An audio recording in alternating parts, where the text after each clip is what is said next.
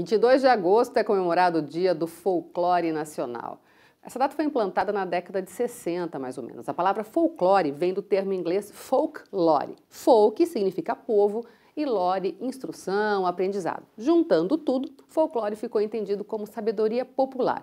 E tem várias lendas, personagens. Quem relembra isso com a gente é a professora de História, Angélica Brito. Tudo bem, Angélica? Tudo bem, Elaine? Tudo É jóia. um prazer estar aqui, ainda mais para falar sobre um assunto que eu gosto tanto, Ah, né? que E que legal. faz parte da infância de todos nós. Exatamente. E que a gente deixa de falar e não devia, né? Porque são histórias muito legais, né? Sim, sim, com certeza.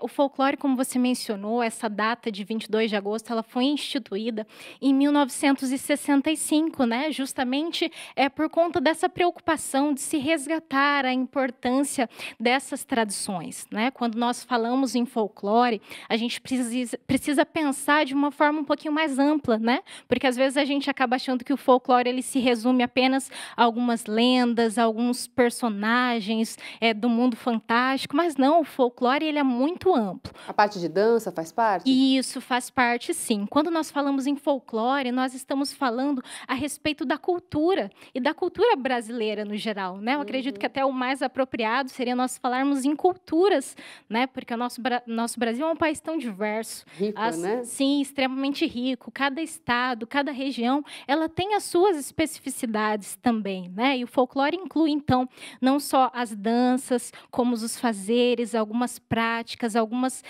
tradições que preservam essa nossa riqueza cultural.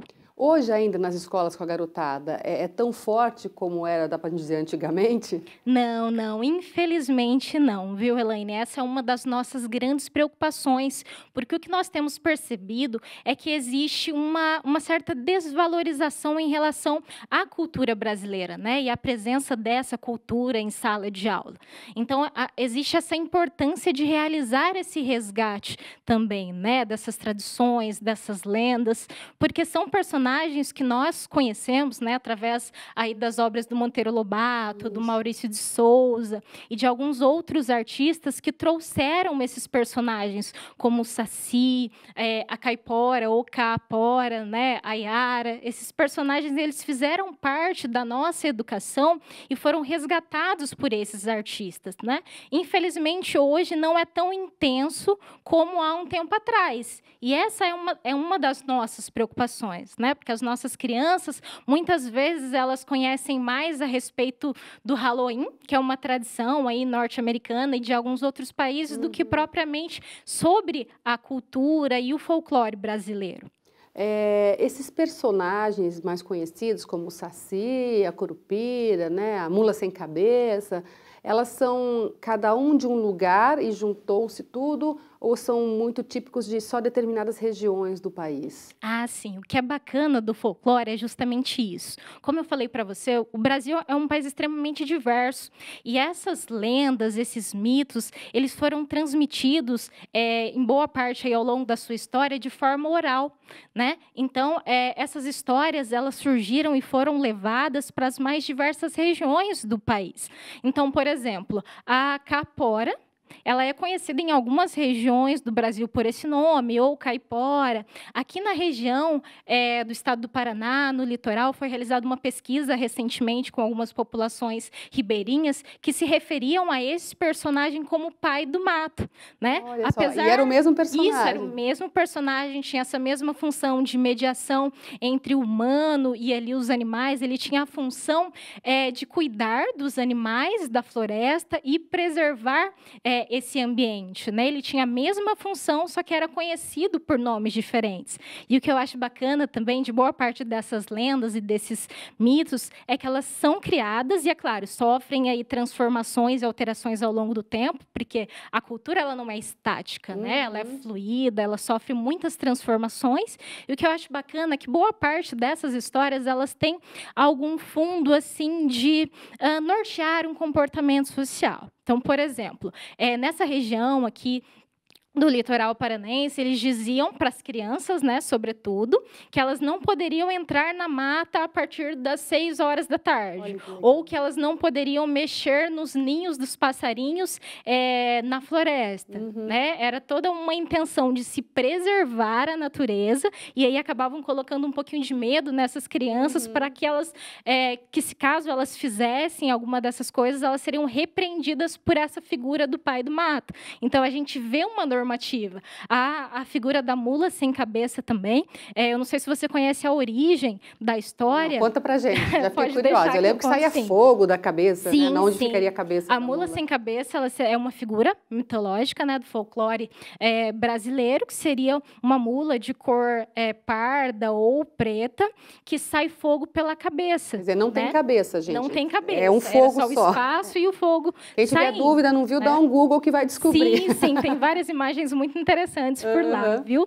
E aí, a origem dessa história é que seriam moças, né, mulheres, que teriam tido alguma relação amorosa com um sacerdote, com um padre. Olha né? só. Então, a moça que fizesse isso, ela poderia virar uma mula sem cabeça. Olha Ou seja, estaria atrelada a uma maldição que iria carregar provavelmente para o resto da vida. Então, a gente já vê um certo condicionamento ali do comportamento da mulher nesse contexto também. Né?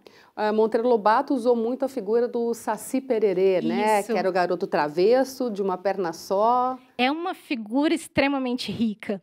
Né? Quando eu falo do folclore também, eu gosto de lembrar que ele traz elementos tanto da cultura afro como da cultura europeia, né?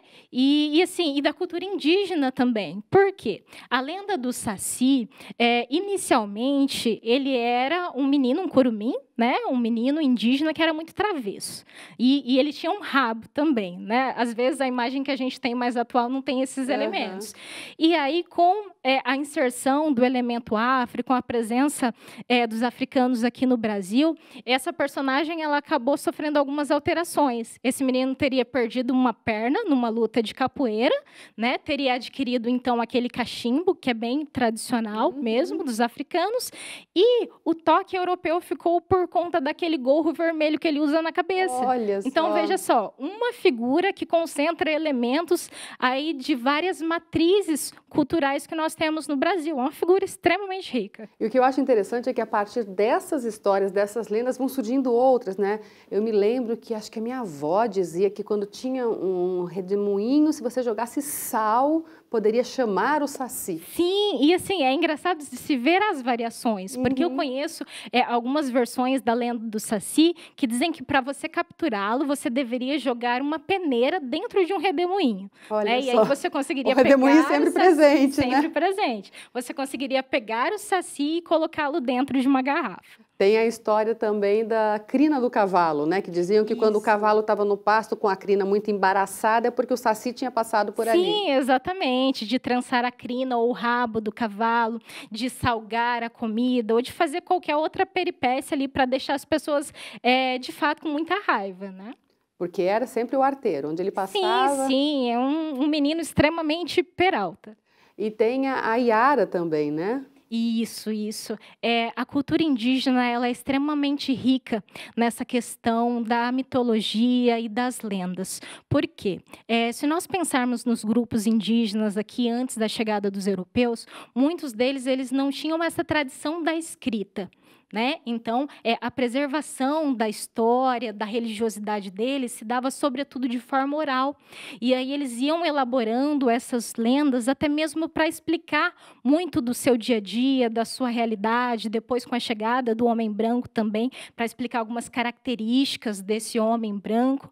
Então, assim, é extremamente rico e nós não precisamos ir muito longe. Por exemplo, o mito de origem das cataratas do Iguaçu é explicado através de uma lenda, né, que fala sobre a respeito do povo caingangue, né, sobre um casal, região, né? Um casal de índios que se apaixonou e fugiu, mas a Índia ela era prometida, era uma espécie de sacerdotisa de um deus, e aí como punição, esse deus teria criado uma fenda no meio de um rio, da onde teria se originado as cataratas do Iguaçu. Então, é extremamente rico. E é interessante que tudo isso, levando para o lado educativo, nos levava a criar muitas imagens na mente, a criar até histórias em cima disso, né?